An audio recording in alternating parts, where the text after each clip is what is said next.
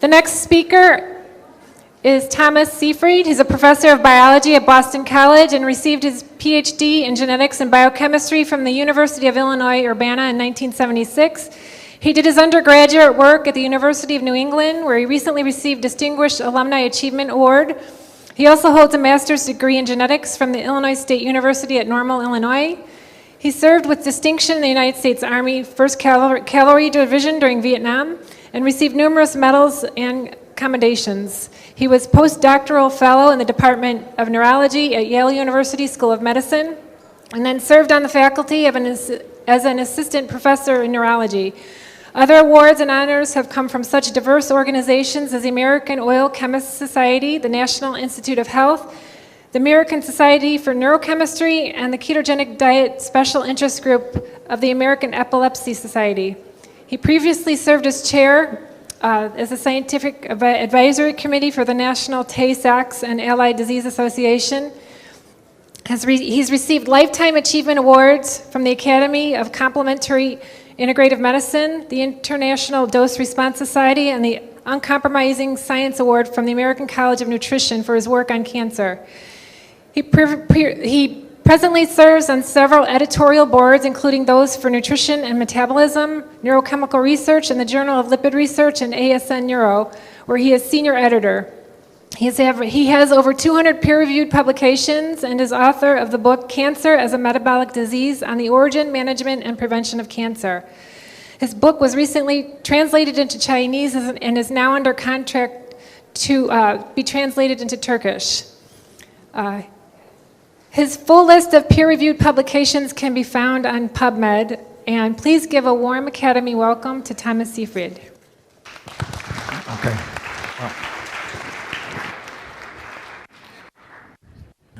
Well, thank you. Thank you very much for that introduction. Thank you all for coming here today and listening to these really incredible talks this morning.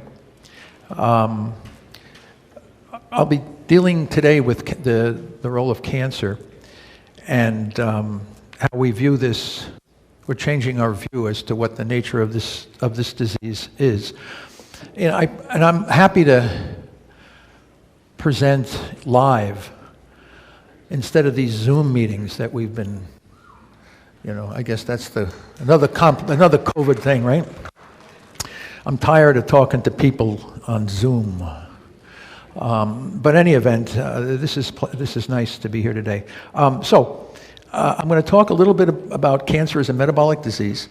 I'm then going to talk about metastasis, and at the end I'm going to talk a little bit about some of the preliminary experiments that we did in looking at whether or not fluoridated water could impact metastasis.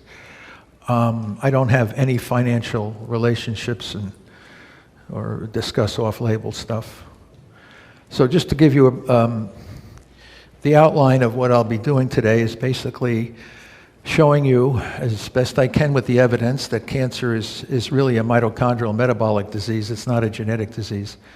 Then I'll talk in more depth about metastasis, how cancer cells spread around, which is really the biggest challenge in the field.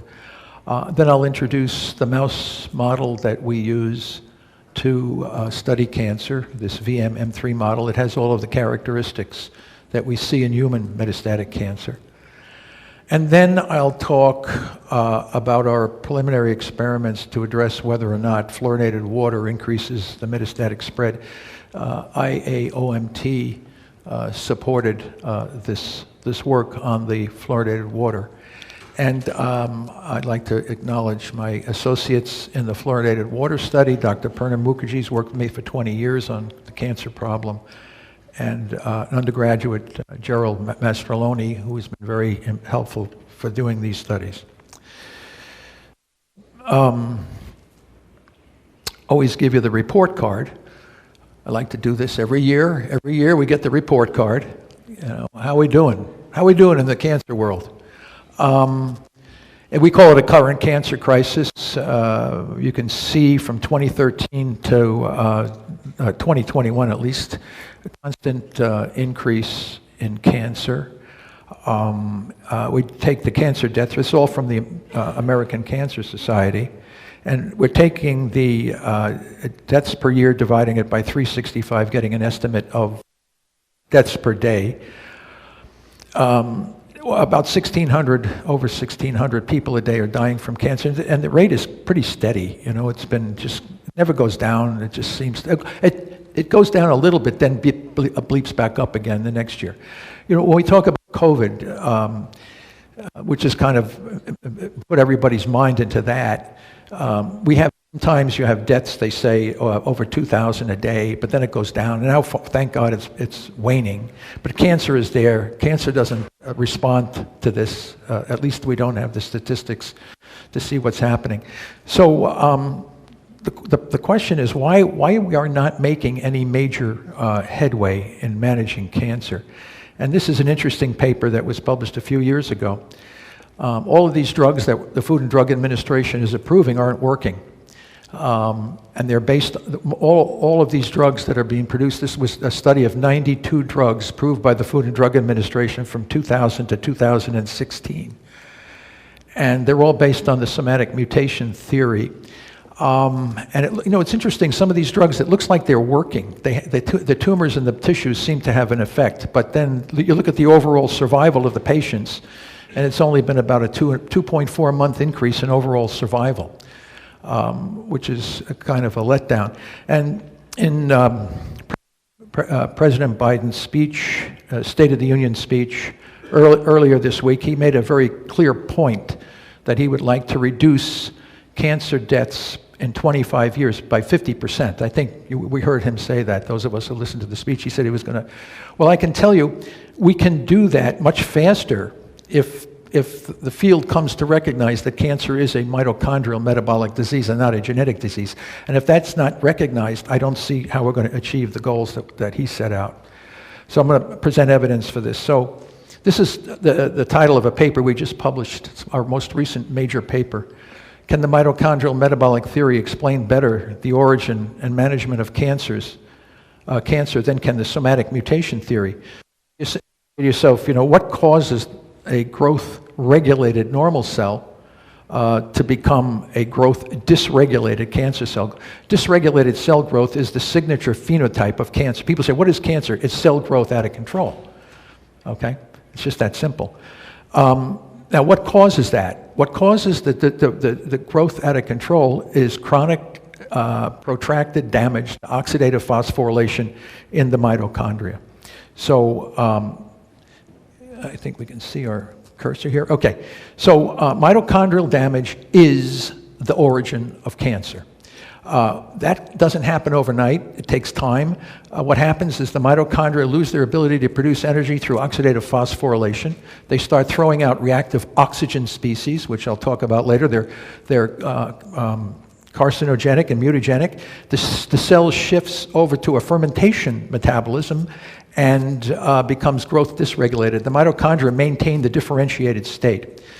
The somatic DNA mutations that are, and most other abnormalities are all downstream epiphenomena. So all this stuff that we're studying, all this personalized medicine, precision medicine, they're all trying to hit targets that are all related to somatic mutations. Somatic mutations are downstream epiphenomena, for the most part, are largely irrelevant to the nature of the disease. Why do we continue to focus on the genetics of cancer? Cancer is a genetic disease. It has become so ingrained in the minds of physicians and academicians that nobody questions it. It's an irrefutable truth. It's no longer questioned. Oh yeah, cancer is genetic. How do you know? Well, everybody says it is. Oh, okay, then it must be true. And this paper by Hanahan and Weinberg is the most highly cited paper in the field of biology, with over 70,000 citations. Cancer cells carry the oncogenic and tumor suppressor mutations that define cancer as a genetic disease. I will now share with you the evidence that challenges this. And believe me, it's never easy to challenge dogma. You know, some people can they can be killed for it. They die, you know, they blow themselves up. You know, there's all kinds of things that people will do to protect the dogma. And I'll tell you, the academic and the pharmaceutical industries are locked into this dogma like there's no tomorrow. So let's just go through the information that seems to challenge this view that cancer is a genetic disease. So this guy, Theodore Bovary, he is the one anointed as the founding person who started the somatic mutation theory of cancer. He was a very distinguished scientist. He was one of the first to link Gregor Mendel's abstract units of heredity to chromosomes. It was a major monumental achievement in science. But then as a kind of a side view bar, he went off and wrote this thing on cancer. And he was so apologetic. He said, I'm sorry that I even have to write this. I'm probably wrong. Everything I'm saying is wrong. Please excuse me, and I apologize, because I'm an interloper. I don't know anything about cancer. Yet he's been anointed as the guy who thought he started the field of somatic mutation. With more recent studies, we're seeing cancer cells that have no mutations. All right, deep sequencing. There's a number of papers that I've listed here. You can check them out. Some cancer cells have no mutations, which is kind of a head scratcher. Cancer driver genes, this is what you hear about. Okay, you got to have a driver gene. We got all these thousands of passengers and all this kind of stuff. But the drivers are the genes that are responsible for dysregulated cell growth. This is the concept of the somatic mutation theory. The problem now is that we're finding driver genes in normal tissues. We start looking at liver, kidney, tongue, esophagus, or whatever. All of a sudden you say, whoa, this guy's loaded with different kinds of driver genes. How come he doesn't have cancer? So there's a disconnect. We're seeing some cancer cells that have no mutations, normal cells that have driver mutations without forming cancer. And it's never connected to the fact that you think your theory on the origin of the disease is wrong. No, it can't be wrong. It's a dogma, it can't be wrong. We know that there are carcinogens that don't cause mutations, like asbestos. Then we look at some of our closest biological relative, the chimpanzee, 98% similar to us in protein and gene sequence, right? You almost have no cancer, right? There's never been a documented case of breast cancer in a female chimpanzee, yet 35,000 American women die every year from breast cancer. Right? So what's going on? Why the chimp doesn't get breast cancer and we get, females mostly get breast cancer, and it's diet and lifestyle. Diet and lifestyle. The chimp is still eating, whether he's in the zoo or in the jungle, he's eating the food and the diet that he evolved to eat. He's not eating Coca-Cola and pizza and all this stuff. So at the Franklin Park Zoo in Boston, I asked the vet with the gorillas there, it wasn't chimpanzees. I says, do you ever give these gorillas like Mountain Dew and pizza and stuff? And you know what they said? They said, would it be animal cruelty? It would be animal cruelty. I said, what the hell, man? We're all, what about us? Give me. So, non-mutagenic, I'm going to show you how this metastasis can be a non-mutagenic, it doesn't involve mutations. And the strongest evidence that continues to be in the literature, and people have just ignored it, completely ignored it, they don't even address it. The nuclear transfer experiments, mitochondrial transfer experiments. I published this paper in 2015. It's been viewed many, many, many times, but cited far less. Which is unbiased analysis of shifting around the nucleus and the mitochondria to see what's the origin of the disease. And I know this image now has permeated a lot of different reports in the literature. People like to show it. So normal cells beget normal cells, they have regulated growth. Tumor cells beget tumor cells, they have dysregulated growth. What's responsible for the dysregulated growth? Is it the defects in the nucleus or the defects in the cytoplasm in the mitochondria? And this has been addressed very clearly. You can move the nucleus of the tumor cell into a normal cytoplasm with normal mitochondria, and you get regulated growth despite the continued presence of the cancer nucleus. On the other hand, if you take the nucleus out of a normal cell and put it into the cytoplasm of a tumor cell, you get either dead cells or cells with dysregulated cell growth, Completely the opposite of what you would have expected had cancer been a disease of somatic mutations, as the dogma would state. The more recent findings from several different labs are now switching mitochondria. They're taking the purified mitochondria out of the normal cell and putting it into the cytoplasm of the tumor cell and getting regulated growth. These findings strongly support the view that it's the mitochondria of our cells that are driving this disease, not the mutations in the nucleus. So when you're making drugs based on the somatic mutation theory, and the theory under which these drugs are built is not correct, the outcome is that you do not get major advances in the disease. Despite the incredible costs of those new immunotherapies and all these kinds of things, cancer vaccines, all this kind of stuff. I'm not saying it's not going to help some people, but it's not going to drop cancer death rates by 50%. No, all the evidence so far shows that's not the case. So it took me 12 years with my colleagues, my students, to put this roadmap together on the origin of cancer. And basically, all of the hallmarks, Hanahan and Weinberg, major hallmarks, can all be linked back to damage to the mitochondria. Everyone knows that if you're, they call chemicals carcinogens because they cause cancer. They damage the mitochondria. Radiation damages the mitochondria. Intermittent hypoxia, chronic inflammation, rare inherited mutations like BRCA1, P53. They all work by damaging oxidative phosphorylation chronically. Viruses, oncogenic viruses, older age, all of this causes damage to the respiration, forming reactive oxygen species, which further damage mitochondria. The ROS are carcinogenic and mutagenic. And what happens gradually is the ability of the cell to make energy through OXPHOS is replaced by energy through fermentation, substrate-level phosphorylation.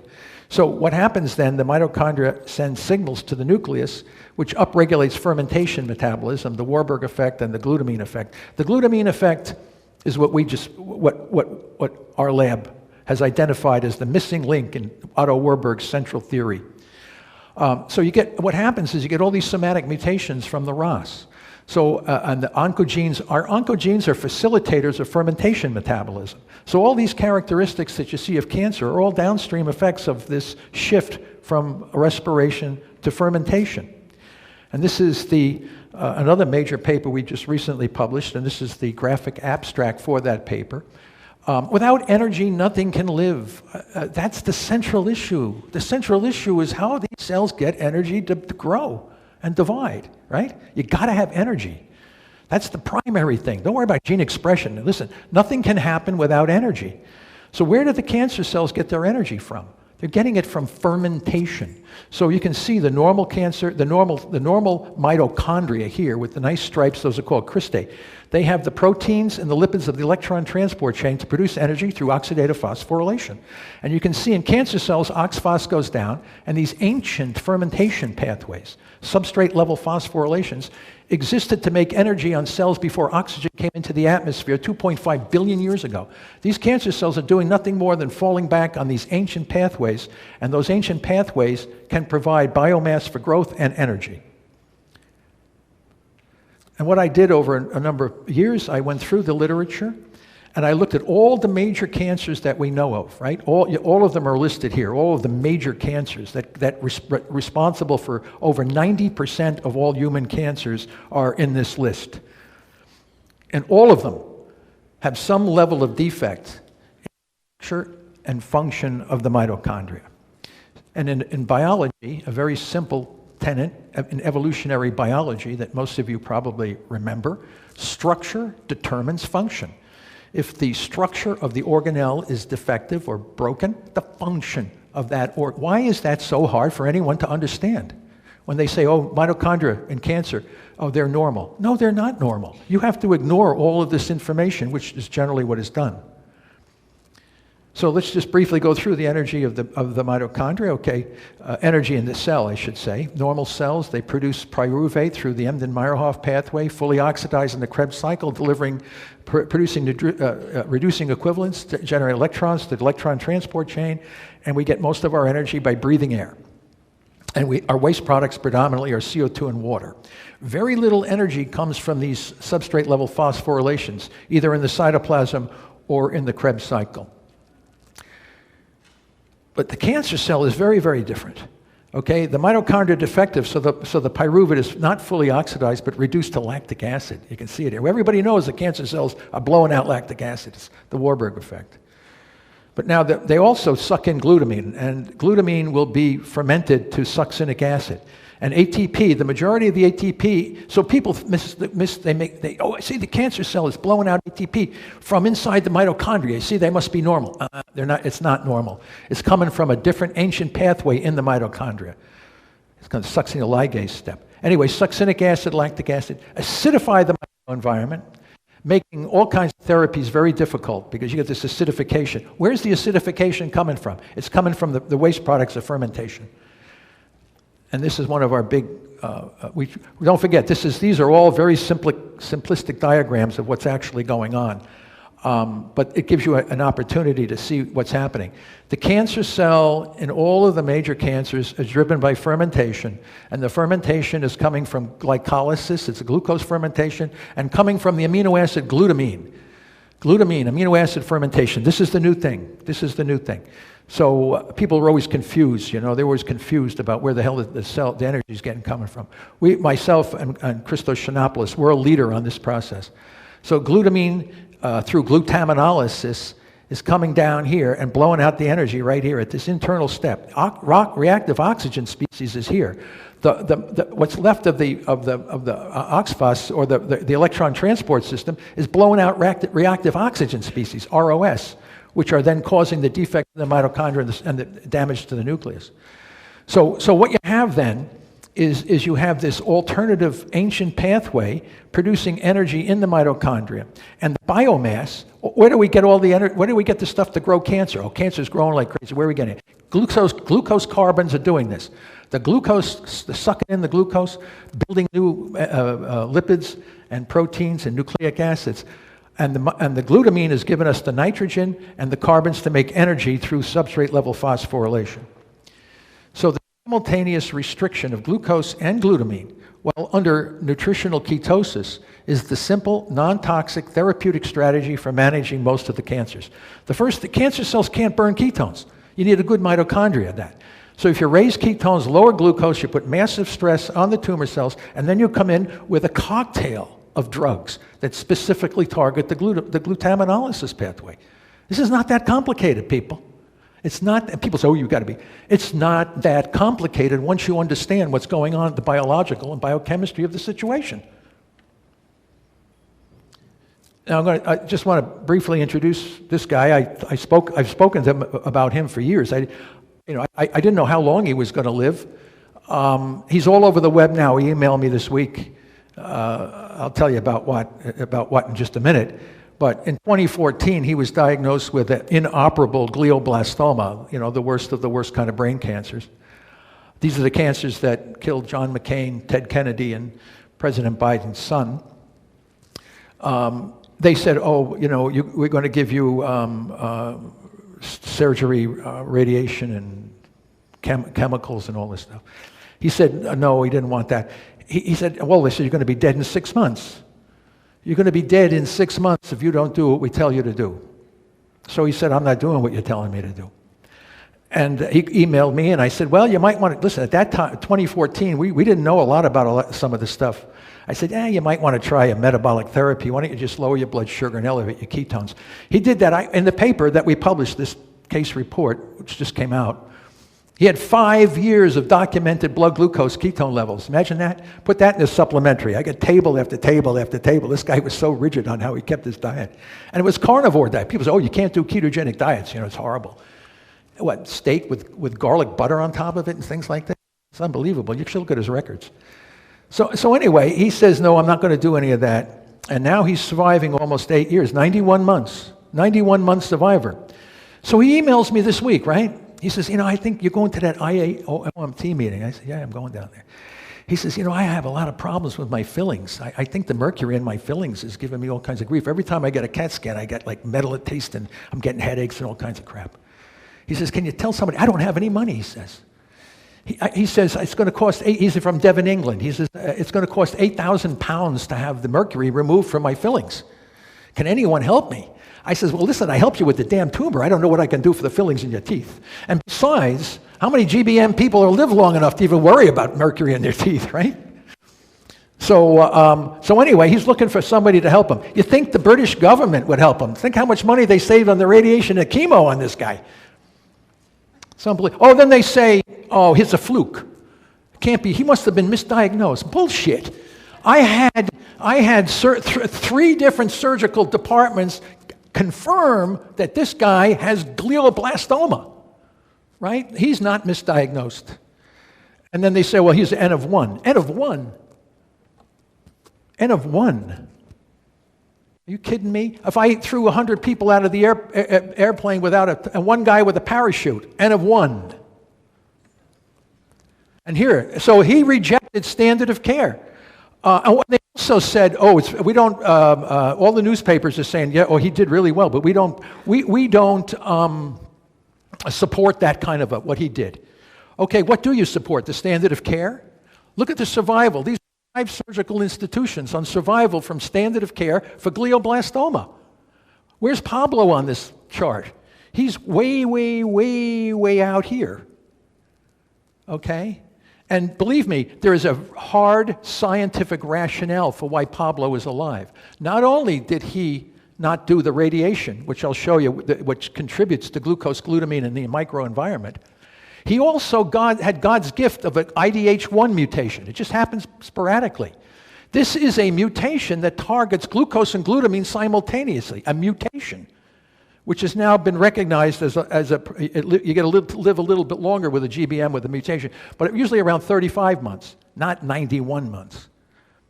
So we published this paper showing how the standard of care contributes to the rapid recurrence and demise of the cancer patients. When you irradiate somebody's brain, you create massive inflammation. Massive amounts of glucose come in, glutamine is produced, okay? All of the things that we know are biological drivers of the disease are created by the standard of care. Look at this is one of many. Look at this. Almost nobody survives. And look what they're doing to these people. Right? We published this.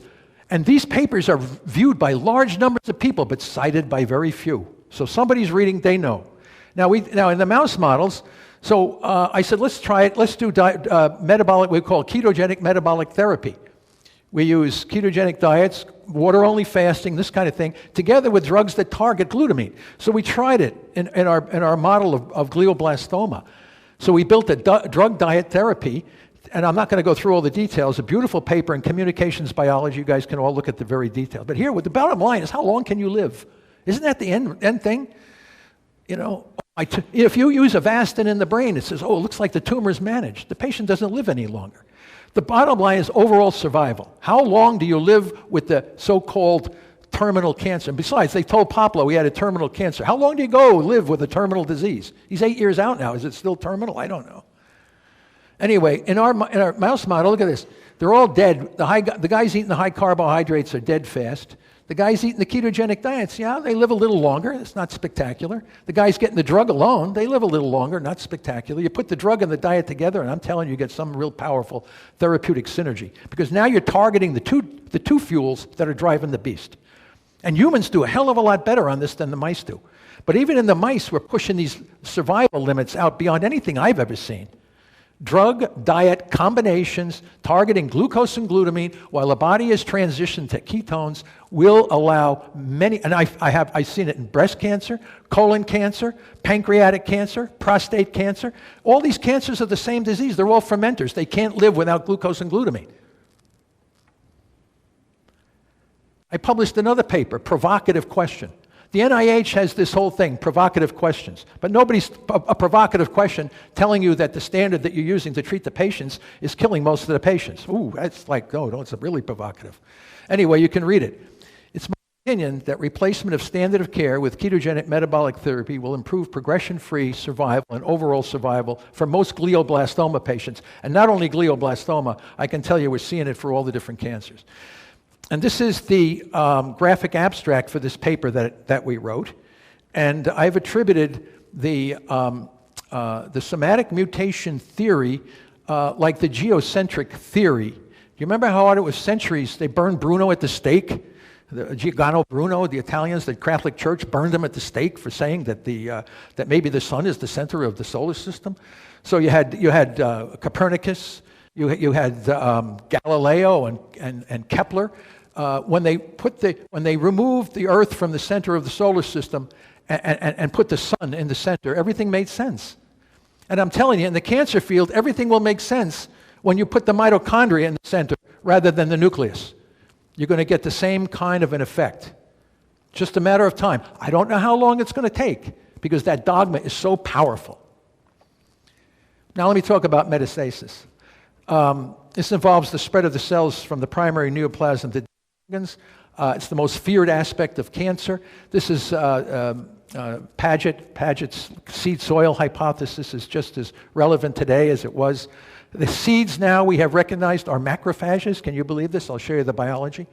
Part of our immune system is the metastatic cancer cell. It's a macrophage. Fusion hybridization between macs and other kinds of cells, neoplastic cells. So cancer metastasis is a cascade, a very stereotypical cascade. Local invasion, here you see the green cells busting through the basement membrane. Intravasation, they go into the bloodstream. Immune system survival. Immunosuppressive, they are actually suppress the immune system. Extravasation, that means they exit the bloodstream into distant organs and they spread around. All of these are highly sophisticated biological processes, not likely to be produced by random somatic mutations. And then secondary tumor formation. And this is the metastatic cells have multiple characteristics of macrophages. So here's a macrophage in your periodontal diseases. So when we look at wound healing, okay, many people call cancer unhealed wound, a wound that will not heal. And we look at a normal wound. So if we take a big contusion or damage or something like this to part of our body, the local macrophages, the resident macs try to heal the wound. If the wound is too severe, then the monocytes exit the bloodstream. They extravasate from the bloodstream into the tissue. They try to throw out growth factors and cytokines. When the wound is healed, they go back into the bloodstream and take up residence in the lymph nodes. Sounds similar? Cancer cells do very much the same things. So many metastatic cancers express characteristics of macrophages. Here's a PERT, small cell lung cancer, macrophagic disease. They saw the lung, these cells are expressing myeloid hematopoietic. These are macrophages. Then we have cancer as a macrophage-mediated autoaggressive disease. Macrophages fuse with other cells, including neoplastic cells. Many malignant properties of these hybrids and their progeny are maintained by the macrophage genome. Here's another fusion hybridization paper showing that metastatic cancers involve some sort of cell fusion event. I love this picture from the Lugini's group in Italy. Metastatic melanoma cell eats killer T cell. This is a scanning electron micrograph, right? We heard all this immuno stuff, you know, killer T cells do this and that. But the metastatic melanoma is a macrophage of the skin, melanocyte. And here's a killer T cell, and it's trying to kill this macrophage. What does the macrophage? Eats it, right? So much for the killing. Get a nice meal out of that T cell. The immune system, metastatic cancer is part of our own immune system, and they'll suppress the immune system as well. So we put this together as kind of a simplistic way to give you an idea of how we get metastatic cancer. Here's columnar epithelial cells, a disturbance from one of the many things that cause cancer, that I said carcinogens, whatever it is. They damage the mitochondria, the cells start to proliferate, they throw out lactic acid and succinic acid, which attracts the immune system, these red macrophages, to come in and facilitate wound healing. So their job is to heal wounds. They throw out cytokines and growth factors in wound healing. Wrong context causes these cells to become even more aggressive. Macrophages are fusogenic cells. Part of their way to heal wounds is they fuse with each other and with other cells to facilitate wound healing. And here you see this fusion process now is that the mitochondria in the normal macrophages becomes diluted with the abnormal mitochondria in these neoplastic cells, and now you have a rogue macrophage with a normal ability to enter and exit tissues. In a dysregulated cell growth, you've got a big problem on your hands. And I put this in here, inflammatory oncotaxis, okay? Many people's cancers are diagnosed by punch biopsies, early surgical takeout, and things like this. This causes an inflammation, facilitates the spread of the tumors. You got to be very careful. Punch biopsies, what are you doing a biopsy for in the first place? To let you know whether the tumor is benign or malignant? Well, if it's benign, what are you sticking it for? And if it's malignant, you never want to stick it. Inflammatory oncotaxis. Many papers in the scientific literature showing this. Now, we developed the best metastatic model by chance finding spontaneous brain tumors in this strain of mouse, published this big paper, metastatic cancer cells that have macrophage characteristics. And we went through this routine of trying to figure out what these tumors were, passing it from the brain of one mouse to the next. We put it in the flank. We were able to show that it could grow. We collected the cells. We engineered the cells to be have the luciferase gene, so we could study them using bioluminescence. And then we made this remarkable finding. We put the cells in the flank, and all of a sudden, like 2 or 3 weeks later, we found tumor cells all over the mouse. It was unbelievable. They went back to the brain, the lung, liver, kidney, spleen, bone. No other metastatic model, preclinical model, has this characteristic in an immunocompetent host. It's really remarkable. In fact, our findings made the front cover of the International Journal of Cancer on this mouse model. All this purple stuff are the lit up mouse tumor cells. So this mouse, and I'll show you the actual data right here is from where they took the cover. So here's the mice in the prone position, in the supine position, and you can see the blue and the red and the green. That's all metastatic cells. So this poor mouse had tumor cells from the tip of his nose to the tip of his tail. Can you believe this?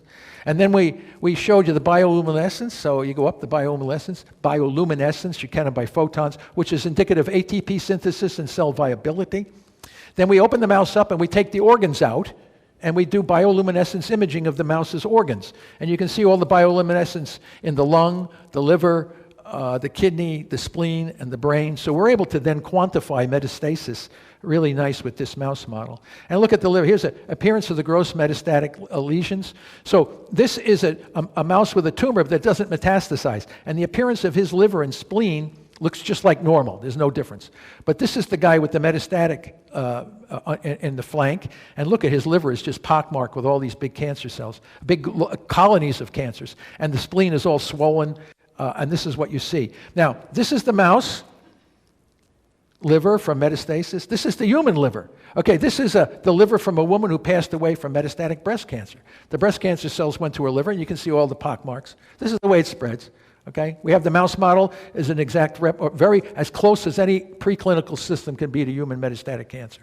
Then we did all the pathology on these mice, and we found that wherever we did hematoxylin and eosin, the way you do in any oncology to figure out, what kind of tumor cells, if you have cancer, malignant or not. You can see so wherever, and then we use IBA1 as a marker for macrophage. And wherever you saw the H&E staining, you saw the macrophage markers in exactly the same, showing that this metastatic lesion was of macrophage origin.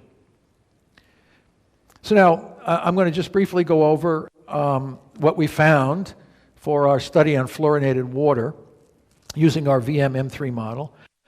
Looking at other information from the scientific literature, many studies did not find a statistically significant association between fluoride and cancer, okay? So, but no one has ever looked at whether fluoridated water could influence the spread of cancer throughout the body. So the question we were set up with, supported by IAOMT, does fluoridated water influence metastatic spread of VM-M3 cells?